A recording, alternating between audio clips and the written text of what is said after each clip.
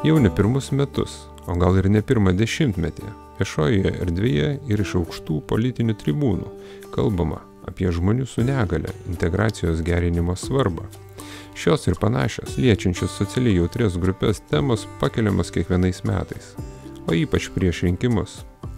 Kaip ten bebūtų, aplinkos gerinimas pritaikant gatves ir viešai lankytinų objektų infrastruktūrą neįgaliesiems naudingas ne tik žmonėms turintiems judėjimo sunkumų, bet ir mamoms stumiančiams vežimėlius su mažais vaikais, dviratininkams, senjorams. Draugiška aplinka visiems, tai socialiai atsakingos visuomenės atspindys veidrodyje. Ir taip norėtųsi, jog šis veidrodis nebūtų vienas iš kreivų veidrodžių karalystės veidrodžių, kuriame atspindys netitinka tikrovės. Kalbama, o gal ir daugelį matoma, jog situacija šiame kontekste mūsuose palaipsniui, bet gerėja. Ir tai gali patvirtinti patys neįgalieji. Tačiau žinoma, vis dar daug ko trūksta.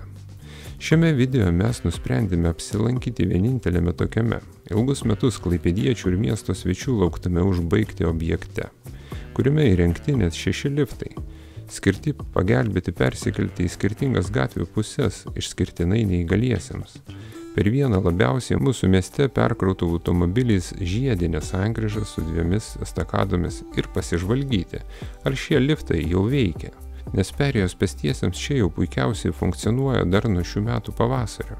Visai neseniai buvo kalbama, jog šis objektas nėra galutinai priduotas atsakingoms institucijoms. Kaip yra dabar, mums nėra žinoma, bet pabandę pasinaudoti liftais pamatėme, jog žmogui turinčiam sunkumo pakilti ar nusileisti laiptais pavyks pasinaudoti liftais keliančiais tik 2 kryptimis.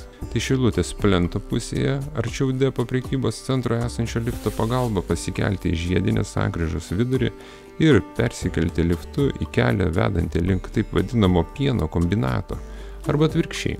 Tačiau liftas turintis perkelti į prekybos centro banginės pusę vis dar neveikia.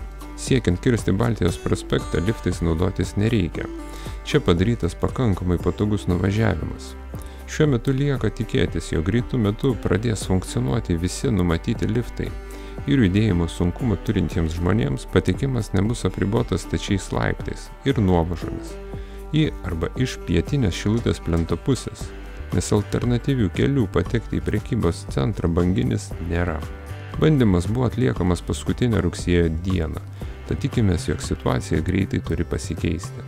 Na, o mes, užbaigdami šios dienos siužetą, primename, jog laukiame jūsų patiktukų, komentarų ir žinoma kanalo prenumeratos.